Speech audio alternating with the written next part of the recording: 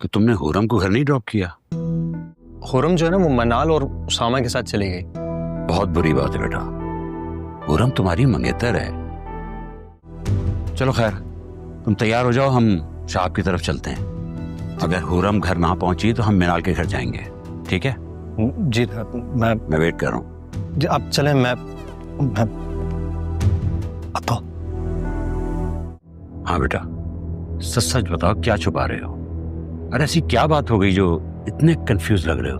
अरे अम्मा, farm house से फरहाद छड़ा छाट आया खड़ा है, हुरम भी नहीं है साथ। एक तमाशा लगा हुआ है यहाँ पर। क्या बात कर रही है? हुरम नहीं आई, भाग गई क्या? ऐसा ही लग रहा है।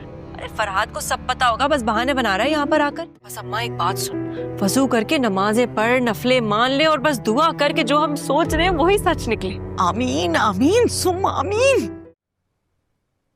बताओ बेटा, सच क्या है? क्या छुपा रहे हो?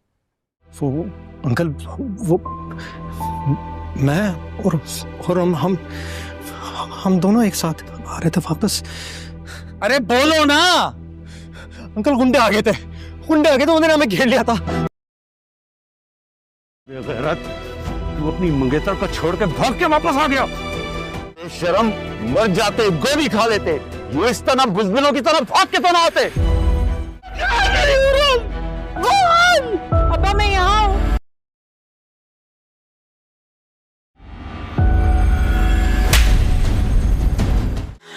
अगर शाजिल वक्त पर नहीं आता तो पता नहीं मेरे साथ क्या हो जाता। अब्बा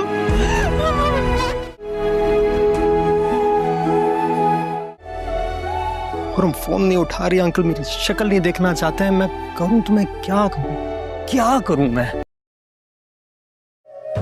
हार नहीं मान सकता। और हमसे एक और बार मिलना ही होगा। अच्छा हो या बुरा, लेकिन ऐसा लगा जैसे कुदरत ने हम दोनों को करीब लाने के लिए सब कुछ तहरीर किया। हेलो, हाँ उरम, क्या बात है? हाँ वो मैं उरम प्लीज थैंक यू मत बोलना। हाँ, अगर तुम्हारे बाबा मुझसे मिलना चाहते हैं तो मैं फौरी हाजिर हो जाऊंगा। नहीं, अभी उसका वक्त नहीं आया। अरे ये मेरे साथ फॉर्मेलिटी वाली बातें मत किया करो।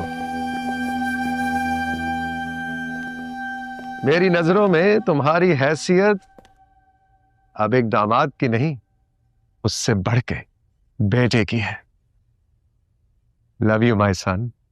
बैठो।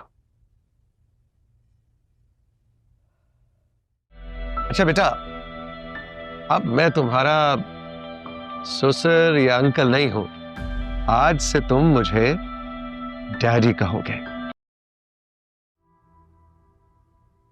क्या हुआ मामा? लगता है आप नाराज हैं मुझसे। तैमूर को देखा तुमने? सीएम होने के बावजूद भी तुम्हारे किस तरह नखरे उठा रहा है। तुम्हें किसी बात की समझ ही नहीं आ रही। मामा एक बात बता, कि तैमूर सिकंदर के बिना अपने आप को इतना कमजोर क्यों महसूस करते हैं? ये जगह और वक्त इस तरह की बातों के लिए मुनासिब नहीं है। समझाओ इस बेवकूफ को जो जन्नत को छोड़ के दोज़ख के पीछे पड़ा हुआ है। जाओ जाओ, ऊपर जाओ, वो तुम्हारा इंतजार कर रही है। उसे जाके नीचे लेकर आओ।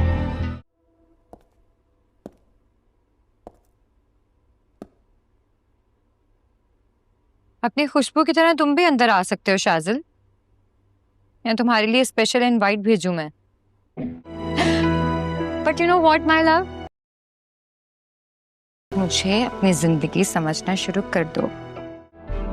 और तुम्हें लगता है ये सारी उल्टी सीधी बातें कर कर बोल कर तुम हमारा रिलेशनशिप सीधे रास्ते पे ले आओगे?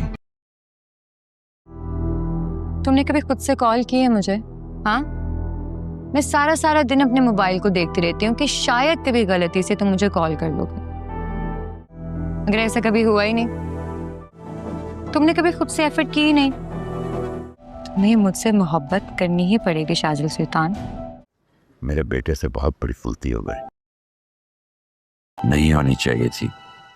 फरहाद तुमसे मिलना चाहता है।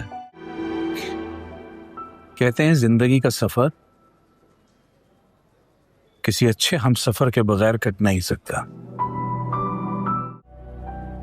मुझे लगता है कि उसने हुरम की नजरों में खुद को गिरा लिया है। हाँ भाई, क्या फैसला किया लव बर्ड्स ने शादी की डेट का? अरे भाई, तुम सब ये हैरान हो कि मेरी जानिब क्यों देख रहे हो?